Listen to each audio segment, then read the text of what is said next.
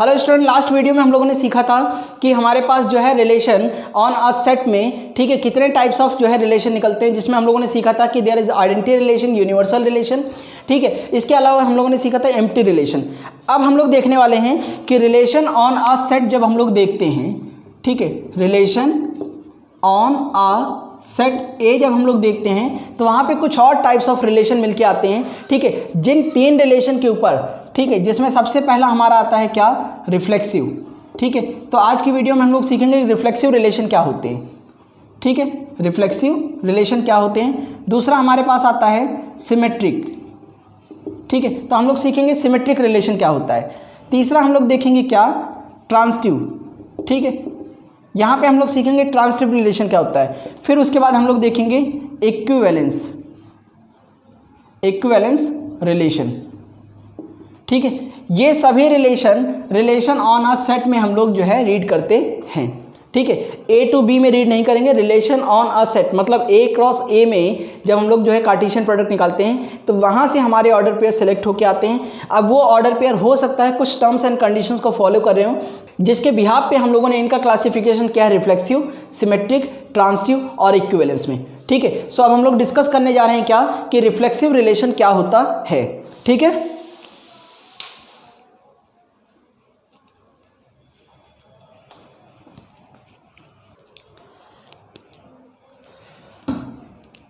सो हम लोग सबसे पहले डिस्कस करने जा रहे हैं रिफ्लेक्सिव रिलेशन,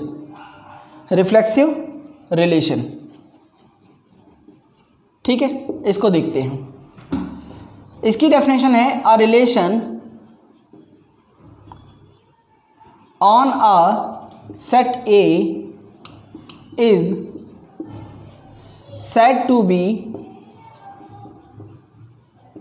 रिफ्लेक्सिव, ठीक है। A relation on a set A is said to be reflexive if अगर R is equal to A, B का ऑर्डर पेयर हो such that A और B इक्वल हो for all A, B belongs to capital A, ठीक है, तो हम कहेंगे कि ये रिफ्लेक्सिव रिलेशन होता है। अब सबके दिमाग में एक चीज़ आ रहा होगा कि यही सेम डेफिनेशन तो हम लोगों को आइडेंटिटी रिलेशन में सिखाया गया था लास्ट वीडियो में, ठीक है। तो यहाँ पे देखो थोड़ा सा डिफरेंस है, क्या, ये देखते हैं। जैसे हमने लास्ट टाइम एग्जांपल लिया था 1 2 3 का, ठीक है, हमने 1 2 3 का एग्जांपल लिया था और फिर उसके बाद हमने ए क्रॉस ए करके दिखाया था। ए क्रॉस ए में हमारे पास 1 1 1 2 1 3 2 1 2 2 2 3 और उसके बाद 3 1 3 2 3 3, इस तरीके के ऑर्डर पेयर आए थे, ठीक है। ये सभी ऑर्डर पेयर हमारे लास्ट टाइम यहाँ पे आए थे। अब देखो इनमें डिफरेंसेस क्या होंगे कि जैसे हम एक रिलेशन लिख रहे हैं, ध्यान से देखना, हमने यहाँ पे क्या लिखा है 1 1, सपोज हमने लिख दिया 2 2, फिर हमने लिख दिया 3 3, ये हमने लिखा है, ठीक है। एक और रिलेशन लिख रहे हैं 1 1 2 2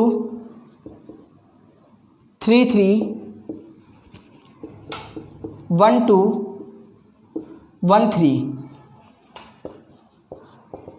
एक और रिलेशन हम लोग लिख रहे हैं क्या 1 1 2 2 2 3 1 2 1 3, ठीक है, ऐसा कुछ हमने लिखा है। अब देखो दोनों में क्या फ़र्क है। इस वाले रिलेशन की अगर हम बात करें, देखो रिफ्लेक्सिव ये कहता है कि सेम टू सेम एलिमेंट, मतलब दोनों एलिमेंट सेम टू सेम है किसी ऑर्डर पेयर में, वो यहाँ से बिलोंग करना चाहिए, A, B यहाँ पे आना चाहिए, ठीक है, जिसमें A और B इक्वल हों, ठीक है। और आइडेंटिटी भी यही सेम चीज़ कहता है, लेकिन दोनों में डिफरेंस क्या है। जैसे इसको अगर हम बोलें तो इसको हम आइडेंटिटी में टिक कर सकते हैं, ये तुम्हारा आइडेंटिटी भी है और रिफ्लेक्सिव भी है, ठीक है, क्योंकि देखो सेट ए में 3 एलिमेंट थे 1 2 3, देखो 1 का भी डबल वाला यहाँ पे प्रेजेंट है, 2 का भी डबल 2 2, 3 का भी 3 3 रिपीट वाला ऑर्डर पेयर यहाँ पे है, ठीक है। इधर भी देखो 1 1 2 2 3 3 है, लेकिन यहाँ पे क्या हो रहा है, देखो इन तीन के अलावा और कोई दूसरा नहीं है। सो अगर इन तीनों के अलावा और कोई दूसरा ना हो, मतलब इनके सेम टू सेम नंबर के अलावा और कोई दूसरा ऑर्डर पेयर ना आए, तो उसको हम आइडेंटिटी रिलेशन बोलते हैं। लेकिन रिफ्लेक्सिव क्या कहता है कि ये तीन आने चाहिए, इनके अलावा कुछ और आ रहा हो तो कोई दिक्कत नहीं है। लेकिन आइडेंटिटी वाले को दिक्कत है। आइडेंटिटी वाले केस में सिर्फ और सिर्फ ये डबल रिपीट वाले ही ऑर्डर पेयर तुम्हारे पास होने चाहिए, ठीक है। 1,1, 2,2, 3,3 सिर्फ यही तुम्हारे पास होने चाहिए। इन दैट केस हम बोलेंगे कि ये आइडेंटिटी है। लेकिन रिफ्लेक्सिव कहता है कि भैया ये होने चाहिए और बाकी कोई ऑर्डर पेयर है या नहीं है, इससे हमें कोई लेना देना नहीं है।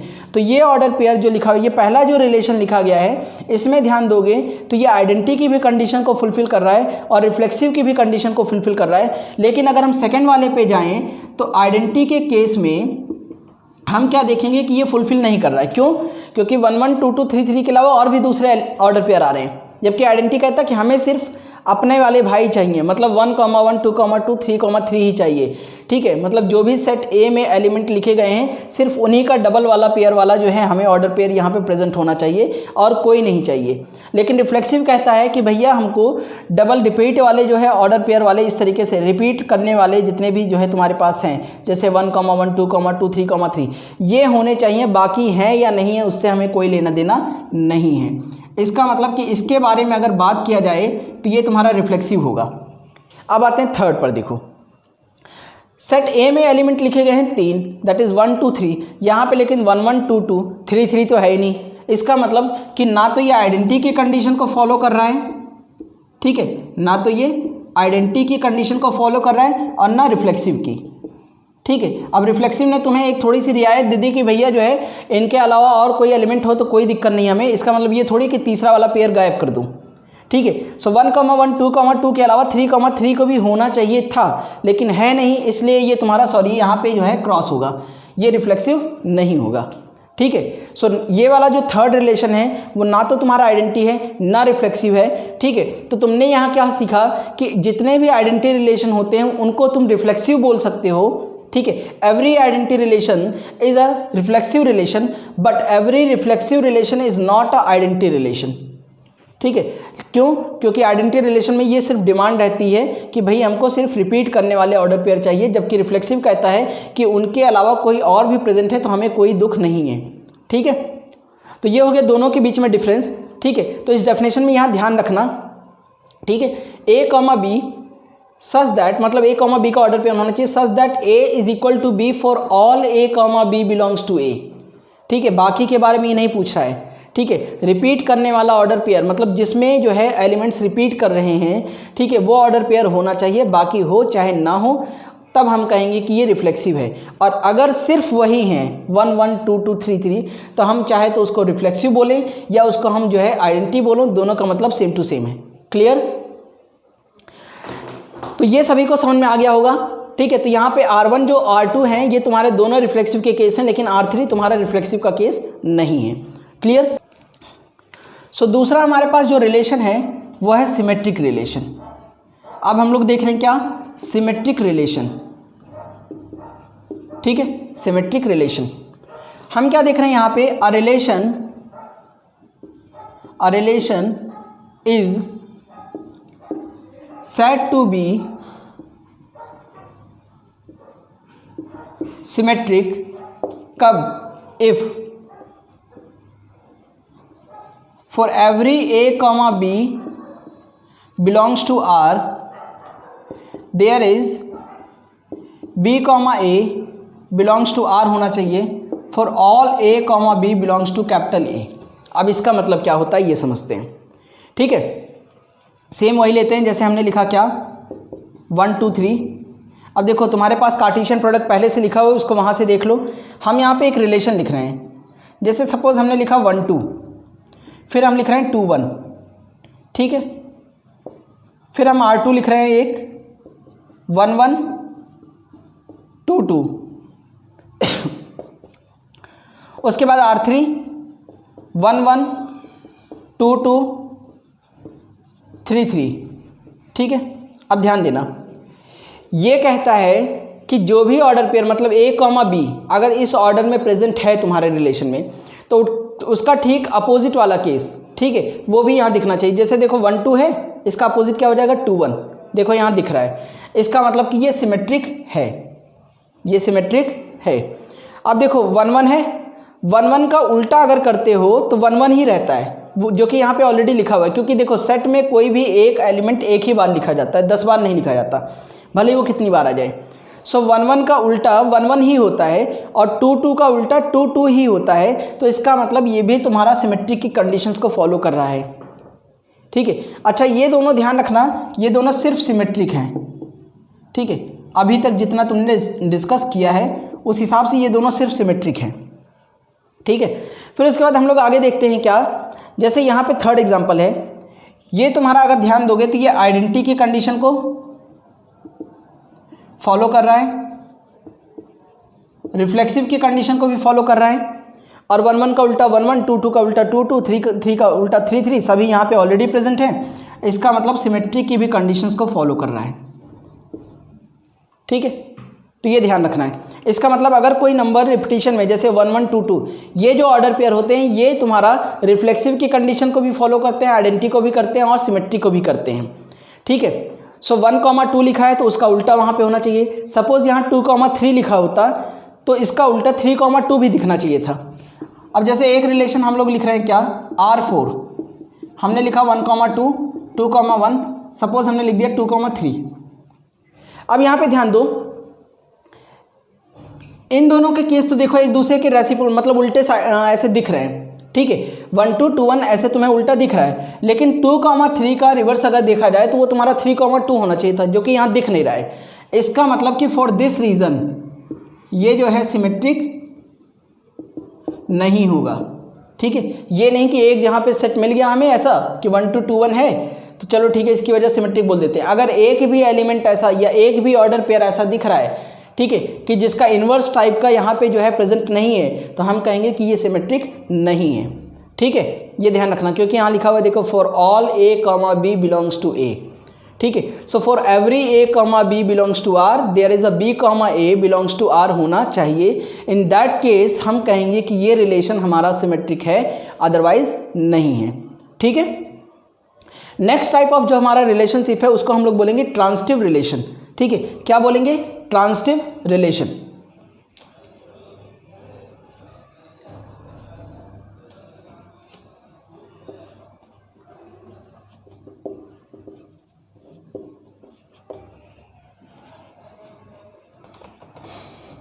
सो हमारे पास देखो ट्रांजिटिव रिलेशन की डेफिनेशन यहाँ पे लिखी जा रही है। A relation is said to be transitive if for every A, B belongs to R and B, C belongs to R।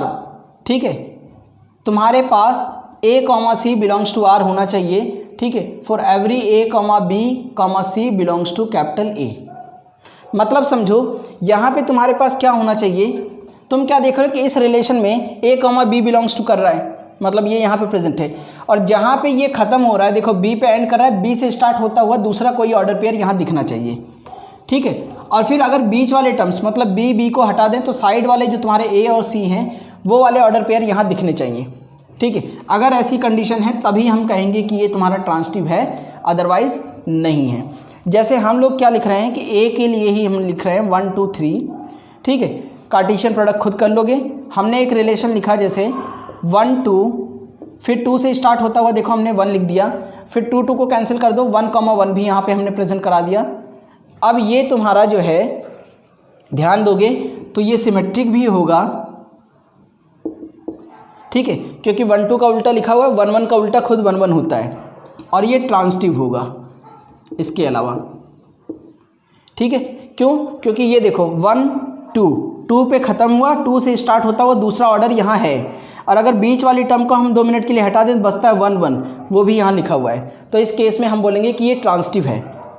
ऐसे ही हम लिख रहे हैं क्या, जैसे हमने लिखा कि दिस इज़ 2 3 एंड 3 2। ठीक है, और हमने लिख दिया यहाँ पर 2 2। ठीक है, 1 1।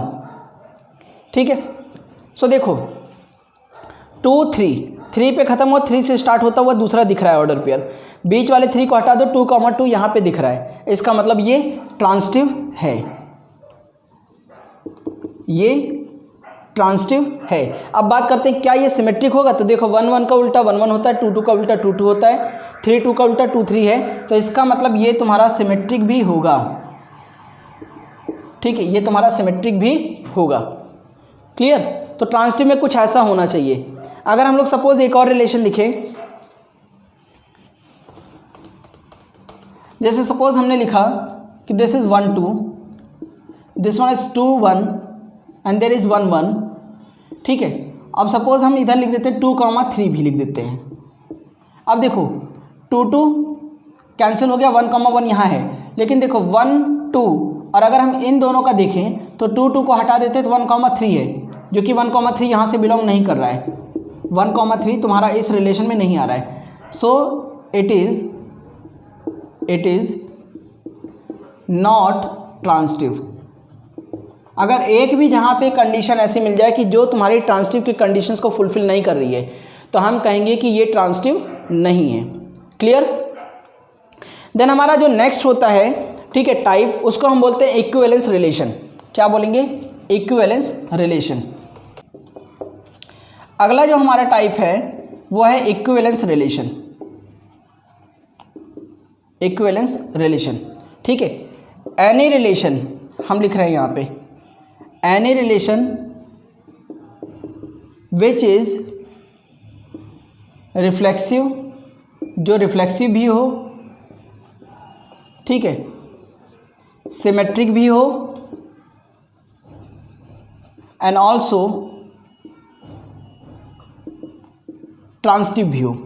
ऐसा कोई रिलेशन जो रिफ्लेक्सिव, सिमेट्रिक, ट्रांजिटिव सबकी कंडीशंस को फुलफिल करता हो, ठीक है, उसको हम बोलते हैं इज कॉल्ड इक्विवेलेंस रिलेशन। उसको हम बोलते हैं इक्विवेलेंस रिलेशन, ठीक है। टर्म्स एंड कंडीशन क्या हो गई? देखो, पहली कंडीशन तुम्हारी रिफ्लेक्सिव के लिए, इसका मतलब कि R must be include A comma B such that A is equal to B for all A comma B belongs to capital A, ठीक है। इसको हम लोग इस तरीके से भी लिख सकते हैं, ठीक है, कि A comma A belongs to capital R for all A belongs to capital A. दूसरी कंडीशन सिमेट्रिक वाली नोट करते हैं, ठीक है, for all A comma B belongs to R there is B comma A belongs to R होना चाहिए for all A and B belongs to capital A. और third हमारा होना चाहिए किसके लिए? ट्रांजिटिव की कंडीशन के लिए, ठीक है, for A comma B belongs to R and B comma C belongs to R, it provides A comma C belongs to R होना चाहिए for all A comma B comma C belongs to capital A. अगर कोई relation in तीनों condition को, ये तुम्हारी reflexive की condition, ये तुम्हारी सिमेट्रिक की कंडीशन, ये तुम्हारी ट्रांजिटिव की कंडीशन, अगर कोई रिलेशन इन तीनों कंडीशंस को फुलफिल कर दे तो हम कहेंगे कि ये इक्विवेलेंस रिलेशन है, अदरवाइज नहीं है, ठीक है। एक रिलेशन हम लोग यहाँ पे लिखने जा रहे हैं, क्या हमने लिखा a इज इक्वल टू 1 2 3, ठीक है, हम यहाँ पे लिख रहे हैं क्या 1 1 2 2 3 3, ठीक है। अब यहां ध्यान दो, ये आइडेंटिटी होगा? बिल्कुल होगा। रिफ्लेक्सिव होगा? बिल्कुल। सिमेट्रिक, सो 1 1 का उल्टा 1 1 ही होता है, सिमेट्रिक भी है। ट्रांजिटिव, अब एक चीज़ ध्यान दो, हम कहते हैं कि भाई जैसे हमारा 1,1 यहाँ पे प्रेजेंट है, सो 1,1 अगर प्रेजेंट है आर से, तो लास्ट ये जहाँ पे एंड हुआ है वहाँ से स्टार्ट होता हुआ कोई दूसरा ऑर्डर पेयर होना चाहिए, तो उस दूसरे की जहाँ पे हम फिर से इसी को लिख सकते हैं, ठीक है। और फिर हमने सिखाया था कि बीच वाले को अगर जैसे ही यहाँ से देखो 1 पे एंड हुआ है, 1 से स्टार्ट हो रहा है, इन दोनों को हम हटा दें तो जो साइड वाला बच रहा है 1,1 वो यहाँ होना चाहिए, तो वो देखो ऑलरेडी यही है। मतलब 2,2 के लिए भी ये कंडीशन फुलफिल हो सकती है, 3,3 के लिए भी, इसका मतलब ये ट्रांजिटिव भी होगा। और अगर हमने सिखाया कोई भी रिलेशनशिप इन तीनों कंडीशंस को फुलफिल कर रहा है तो वो इक्विवेलेंस भी होता है, ठीक है, इक्विवेलेंस भी होगा। इसका मतलब कि ये जो तुम्हारा यहाँ पे रिलेशन लिखा गया है, ये आइडेंटिटी भी है, रिफ्लेक्सिव भी है, सिमेट्रिक भी है, ट्रांजिटिव भी है, ठीक है। और अगर रिफ्लेक्सिव, सिमेट्रिक, ट्रांजिटिव तीनों हैं तो इक्विवेलेंस भी होगा। क्लियर? अब हम लोग देख रहे हैं एक और एग्जाम्पल को, ठीक है, इसको हम इरेज कर रहे हैं। हम लोग यहाँ लिख रहे हैं 1 3 3 1, ठीक है। अब इसको देखते हैं, आइडेंटिटी तो नहीं होगा क्योंकि आइडेंटिटी कहता है कि भैया हमारे पास सिर्फ यही वाले ऑर्डर पेयर होने चाहिए, बाकी कोई नहीं होना चाहिए, तो आइडेंटिटी तो कैंसिल कर लो। रिफ्लेक्सिव, बिकॉज ऑफ दिस ये रिफ्लेक्सिव जो है हो जाएगा। अब आते हैं सिमेट्रिक, तो सिमेट्रिक के लिए 1 1 2 2 को तो चेक करना ही नहीं क्योंकि वो तो कंडीशंस को फॉलो करेंगे। 1 3 का उल्टा देखो 3 1 यहाँ पे है, इसका मतलब सिमेट्रिक हो गया। अब आते हैं ट्रांसिटिव, ट्रांसिटिव के केस में भी 1 1 2 2 को चेक नहीं करना है, जो डिफरेंट है वो देखो 1 3 3 पे खत्म हुआ, 3 से स्टार्ट होता हुआ दूसरा ये रहा, इस 3 को हटा दो, साइड में बचता 1 1, यहाँ पे देखो प्रेजेंट है, इसका मतलब ट्रांसिटिव भी होगा। और अगर ये तीनों रिलेशनशिप को वैलिड कर रहा है तो इक्विवेलेंस ऑटोमेटिकली हो गया, ठीक है। सो इक्विवेलेंस क्या होता है, ऐसा कोई भी रिलेशन जो रिफ्लेक्सिव, सिमेट्रिक, ट्रांसिटिव तीनों कंडीशंस को फुलफिल करे उसको हम लोग बोलते हैं क्या, इक्विवेलेंस रिलेशन, ठीक है। उसको हम लोग क्या बोलेंगे, इक्विवेलेंस रिलेशन, ठीक है। सो अब हम बढ़ते हैं अपने अगले टाइप ऑफ रिलेशन की तरफ जिसका नेम है एंटी सिमेट्रिक रिलेशन, ठीक है। ध्यान रखना हमारे एक्सरसाइज के लिए सबसे इंपॉर्टेंट सिर्फ यही 4 ही रिलेशन है जिसमें तुमने सीखा क्या, रिफ्लेक्सिव, सिमेट्रिक, ट्रांसिटिव, इक्विवेलेंस। ये मेन हमारे रिलेशनशिप हैं जिसके ऊपर बेस करके हमारी पूरी एक्सरसाइज एनसीईआरटी की हो चाहे किसी की भी हो बनी हुई है, ठीक है। बाकी के रिलेशनशिप हमें पता होने चाहिए कि वो रिलेशन क्या होते हैं, ठीक है। सो नेक्स्ट हमारा जो टाइप ऑफ रिलेशनशिप हम लोग स्टडी करने जा रहे हैं वो है anti symmetric relation, anti symmetric relation, ठीक है। सो स्टूडेंट नेक्स्ट जो हमारे पास टाइप है, ठीक है, नेक्स्ट हमारे पास टाइप है क्या, एंटी सिमेट्रिक, एंटी सिमेट्रिक, ठीक है। एंटी सिमेट्रिक रिलेशनशिप को हम लोग देखने वाले हैं, एंटी सिमेट्रिक रिलेशन, ठीक है। डेफिनेशन क्या कहता है, ठीक है, इसमें ये कहता है कि अ रिलेशनशिप, अ रिलेशन, ठीक है, a relation is said to be antisymmetric for, ठीक है, antisymmetric if a comma b belongs to R हो then b comma a भी R से बिलोंग होना चाहिए, ठीक है। एंड ऑल्सो a और b दोनों इक्वल होने चाहिए for all a comma b belongs to R, ठीक है। अगर ये कंडीशन है तब हम कहेंगे कि ये एंटी सिमेट्रिक रिलेशन है, अदरवाइज नहीं है।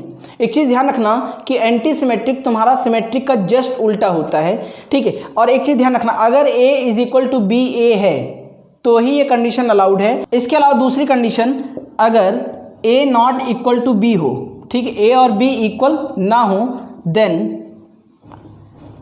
इन case A B belongs to R है, सो तुम्हारे पास जो बी ए लिखा होगा इसका उल्टा ऐसे करके देखें, that not belongs to R होना चाहिए, ठीक है।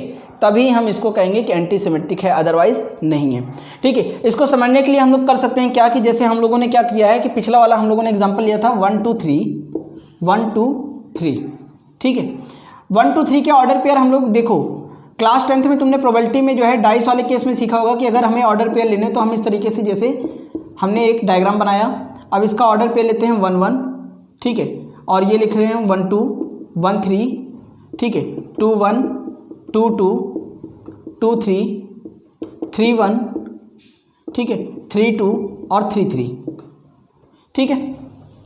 एंटीसिमेट्रिक ये कह रहा है कि ये जो कंडीशन है जिसमें ये दोनों नंबर ए और बी दोनों इक्वल हैं, ठीक है, अगर वो आ रहा है तो कोई दिक्कत नहीं है, 1 1 2 2 3 3 अगर आ रहा है, ठीक है, तो कोई दिक्कत नहीं है, तब वो एंटीसिमेट्रिक बोला जाएगा। लेकिन अगर जैसे 2 1 है तो इसका उल्टा 1 2 नहीं दिखना चाहिए यहाँ पे, ठीक है। अगर 2 1 है तो इसका उल्टा 1 2 नहीं दिखना चाहिए, क्यों? क्योंकि अगर 2 1 का उल्टा 1 2 दिख जाएगा तो वो सिमेट्रिक हो जाएगा, और एंटीसिमेट्रिक उसका उल्टा है, ठीक है। एंटीसिमेट्रिक सिमेट्रिक का क्या है, उल्टा है। तो ये कहता है कि भैया 2 1 जैसे कोई एक एलिमेंट तुम्हारे पास यहाँ एक ऑर्डर पेयर लिखा हुआ है क्या, a b, अगर a b R से बिलोंग कर रहा है तो b a R से बिलोंग नहीं करना चाहिए, तभी हम कहेंगे कि ये एंटीसिमेट्रिक है, ठीक है। अगर बिलोंग कर गया तो ये सिमेट्रिक हो जाएगा, ठीक है। और क्योंकि एंटी सिमेट्रिक एक दूसरे के मतलब ये समझ लो दुश्मन टाइप के हैं, ठीक है, तो एंटी सिमेट्रिक कभी भी सिमेट्रिक वाली कंडीशंस को होल्ड नहीं करेगा। लेकिन ये जो 1 1 2 2 3 3 हैं, इनके बारे में तुम काफ़ी देर से देखते जा रहे हो, ये हर कंडीशंस को वैलिड कर दे रहे हैं। आइडेंटिटी में भी आ रहे हैं, सिमेट्रिक में भी आ रहे हैं, ट्रांसिटिव में भी आ रहे हैं, इक्विवेलेंस में भी आ रहे हैं, रिफ्लेक्सिव में भी आ रहे हैं। तो समझ लो कि एंटी सिमेट्रिक वाले ने इसको खास मतलब जो है एक तरीके से इसके लिए थोड़ा सा लाइबल हो गया है, ठीक है, मतलब कुछ ज़्यादा इज्जत दे दिया इसको, ठीक है। सो ये कह रहा है कि भैया ये वाली कंडीशन मतलब देखो 1 1 का उल्टा 1 1 ही होता है, लेकिन ये कह रहा है क्या कि 1 1 और 2 2 3 3 वाली जो कंडीशंस हैं, मतलब जहाँ पे दोनों नंबर इक्वल हैं, हम उस कंडीशंस को लीव कर रहे हैं, उसको एक्सेप्ट कर रहे हैं। लेकिन इसके अलावा अगर कोई और ऑर्डर पेयर आ रहा है तो उसका उल्टा यहाँ पे नहीं दिखना चाहिए। मतलब इन तीनों को डायगोनल वाली ये तीनों केसेस को लीव कर दें अगर हम, ठीक है, तो कोई भी ऑर्डर पेयर जैसे 3,1 उठाए तो 1,3 यहाँ दिखना भी नहीं चाहिए, ठीक है। अगर नहीं दिख रहा है तो हम कहेंगे कि ये क्या है, एंटी सिमेट्रिक है, ठीक है। तो क्या ध्यान देना है हमें, a relation is said to be anti symmetric if अगर a, b belongs to r हो तो b, a r से बिलोंग करना चाहिए, लेकिन कब, जब a is equal to b हो तब। अगर a b के इक्वल नहीं है तो b, a को भी r से बिलोंग नहीं करना चाहिए। क्लियर। अब हम लोग यहाँ पे कुछ एग्जांपल्स देखने वाले हैं और डिस्कस करेंगे कि क्या वो एंटी सिमेट्रिक होंगे कि नहीं, ठीक है। सो हम लोग सबसे पहले एक एग्जांपल लिख रहे हैं, क्या हमने लिखा फाई, ठीक है।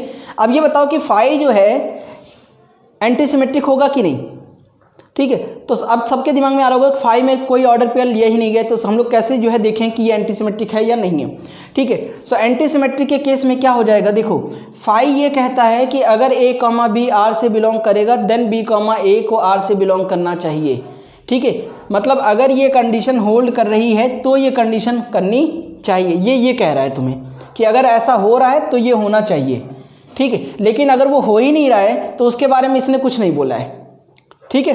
तो यहाँ पे ध्यान देना, ये कह रहा है कि अगर a, b r से बिलोंग कर रहा है तो b, a r से बिलोंग करना चाहिए when a is equal to b। लेकिन अगर a, b मतलब कोई ऑर्डर पेयर तुम्हारा r से बिलोंग कर ही नहीं रहा है तो उसके बारे में इसने कुछ नहीं बोला है। इसका मतलब कि ये एंटी सिमेट्रिक होगा, ठीक है, ये एंटी सिमेट्रिक होगा। दूसरा केस अगर हम देखें, जैसे सपोज तुमने सारे के सारे ऑर्डर पेयर उठा लिए, a क्रॉस a का पूरा ऑर्डर पेयर उठा रखा है, ठीक है। a क्रॉस a में जितने भी ऑर्डर पेयर आ रहे थे सब उठा लिए। तो देखो जब सबको उठाया तो 3,1 और 1,3 भी आ गया। ये क्या कह रहा है कि अगर 1,3 है तो उसका उल्टा 3,1 नहीं दिखना चाहिए। इसका मतलब कि ये एंटी सिमेट्रिक नहीं होगा, ठीक है। ये क्या होगा, नॉट एंटी सिमेट्रिक होगा, नॉट एंटी सिमेट्रिक होगा, ठीक है, ये नॉट एंटी सिमेट्रिक होगा। तीसरा केस, सपोज हमने यहाँ पे लिख लिया क्या 1 1 2 2, तो देखो इसके लिए तो इसने कुछ कहा ही नहीं है, 1 1 2 2 आ रहा है, कोई दिक्कत नहीं इसको। लेकिन अब जैसे सपोज तुमने 1 2 लिखा तो इसका उल्टा वाला 2,1 इधर गलती से भी नहीं लिखना। अगर इस कंडीशन में है तो ये एंटी सिमेट्रिक है, अभी ये क्या है, एंटी सिमेट्रिक है। और अगर तुम यहाँ पे 2,1 लिख देते तो ये इस कंडीशन में आ जाता, ठीक है। तो ये तो कह रहा है कि भैया b, a बिलोंग करना ही नहीं चाहिए, तब ये नॉट एंटी सिमेट्रिक हो जाता, ठीक है। तो यहाँ पे ध्यान रखना है क्या कि एंटी सिमेट्रिक कब होगा, for each a, b belongs to r, b, a r से बिलोंग करना चाहिए and also a is equal to b होना चाहिए। मतलब ये तुम्हारा 1 1 2 2 3 3 वाली कंडीशंस को तो चलो ठीक है, उसको कुछ नहीं बोल रहा है। लेकिन अगर a और b इक्वल नहीं है, ठीक है, so a, b belongs to r के लिए b, a r से बिलोंग नहीं करना चाहिए, ठीक है। और अगर कर रहा है तो वो एंटी सिमेट्रिक नहीं होगा, और अगर नहीं कर रहा है तो वो एंटी सिमेट्रिक होगा, ठीक है। इसका मतलब ध्यान दो, इसका मतलब एक चीज़ समझ गए होंगे क्या कि अगर कोई रिलेशनशिप, ठीक है, जैसे एक एग्जांपल हम लोग लिख रहे हैं, देखो हमने लिखा 1 1 2 2 2 3 सॉरी 3 3, यहाँ पे लिख रहे हैं क्या 3 3। ये तुम्हारा सिमेट्रिक भी है और एंटी सिमेट्रिक भी है, ठीक है। फिर हम लोग एक एग्जांपल लिख रहे हैं क्या 1 1 2 2, ठीक है। सपोज हमने लिखा 1 2, ये तुम्हारा सिमेट्रिक नहीं है लेकिन एंटी सिमेट्रिक है, ठीक है। फिर हम लोग एक एग्जांपल लिख रहे हैं, क्या, 2 1 1 2 2 3। अब ये देखो 2 1 1 2 इसका उल्टा मिल रहा है यहाँ पे, तो इसी कंडीशन को देखते तुरंत मना कर देना कि भैया ये एंटी सिमेट्रिक नहीं होगा, एंटी सिमेट्रिक नहीं होगा और ये सिमेट्रिक भी नहीं होगा। ठीक है, एंटी सिमेट्रिक नहीं है और सिमेट्रिक भी नहीं है। ठीक है, ये समझ गए। उसके बाद यहाँ से तुम क्या देखोगे कि कोई भी रिलेशनशिप अगर सिमेट्रिक नहीं है, ठीक है, अगर कोई रिलेशनशिप सिमेट्रिक नहीं है तो वो एंटी सिमेट्रिक हो सकती है और नहीं भी हो सकती। ठीक है, तो हम लोग यहाँ लिखने जा रहे हैं, क्या,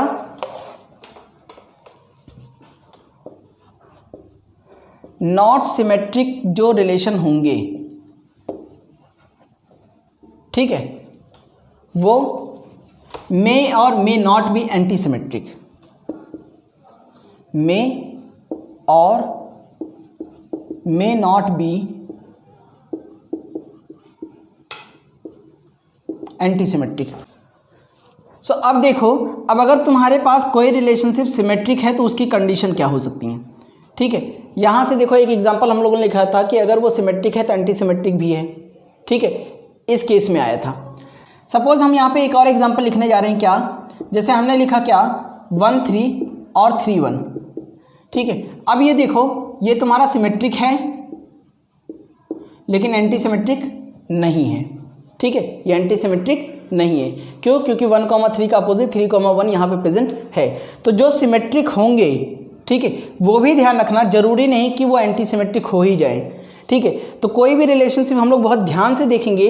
ठीक है, ये ध्यान देना है खास करके कि अगर same to same order pair वाला है इस तरीके से तो उसको चेक करने की कोई जरूरत नहीं, उसके लिए एंटी सिमेट्रिक ने तुम्हें अलाउ कर रखा है। ठीक है, बट ध्यान रखना कि अगर कोई अपोजिट, मतलब दोनों नंबर अगर डिफरेंट आ रहे हैं, जैसे 1,2, तो उसका अपोजिट वहाँ पर नहीं दिखना चाहिए, और अगर दिख रहा है तो वो सिमेट्रिक हो जाएगा, तो उस केस में एंटी सिमेट्रिक नहीं बोल सकते उसको, और अगर नहीं दिख रहा है तो वो एंटी सिमेट्रिक होगा। ठीक है, सो ये तुम्हारा सिमेट्रिक जो कंडीशंस होगी ये भी ध्यान रखना, मे और मे नॉट बी, ठीक है, एंटी सिमेट्रिक हो सकती हैं डिपेंडिंग कि तुम्हारे पास ऑर्डर पेयर क्या क्या दिए गए हैं। ठीक है, ये ध्यान रखना है। तो कोई भी सिमेट्रिक अगर कंडीशन है, ठीक है, तो वो मे और मे नॉट भी एंटी सिमेट्रिक होगी। अच्छा, मे भी एंटी सिमेट्रिक तब होगा जब 1 1 2 2 3 3, मतलब इसी तरीके के ऑर्डर पेयर लिखे होंगे, तो ये सिमेट्रिक एंटी सिमेट्रिक दोनों कंडीशंस को फॉलो करेगा। ठीक है, सो इस तरीके से देखो हम लोगों ने यहाँ पे देख लिया कि एंटी सिमेट्रिक रिलेशनशिप क्या होता है। एंटी सिमेट्रिक रिलेशनशिप में बस ध्यान रखना है कि for every A comma B, B comma A present होगा कब, जब ए और बी इक्वल होगा, और अगर ए कॉमा बी तुम्हारा आर से बिलोंग कर रहा है, ठीक है, सो बी कॉमा ए कभी भी आर से बिलोंग नहीं करेगा, कब, when A is not equal to B. ठीक है, ये ध्यान रखना, ये तुम्हारा एंटी सिमेट्रिक की कंडीशन आ जाता है। ठीक है, for every A comma B belongs to R there is B comma A belongs to R when A is equal to B, and A comma B belongs to R gives B comma A not belongs to R when A is not equal to B. So this is the condition of antisymmetric relation. ठीक है, hope यहाँ तक सभी को समझ में आ चुका होगा। So in next video we will discuss congruence modulo M, inverse relation and equivalence classes. ठीक है, ये 3 टॉपिक हम लोग जो है अगली वीडियो में डिस्कस करने वाले हैं। ठीक है, तो इस वीडियो को यहीं पे रोकते हैं, और अभी तक वीडियो को किसी ने लाइक शेयर एंड सब्सक्राइब नहीं किया हो तो जल्दी से जल्दी चैनल को सब्सक्राइब करें। ठीक है, और बेल आइकन को जरूर दबाएं ताकि नोटिफिकेशन सबसे पहले मिले आपको। ठीक है, okay, thank you for the class.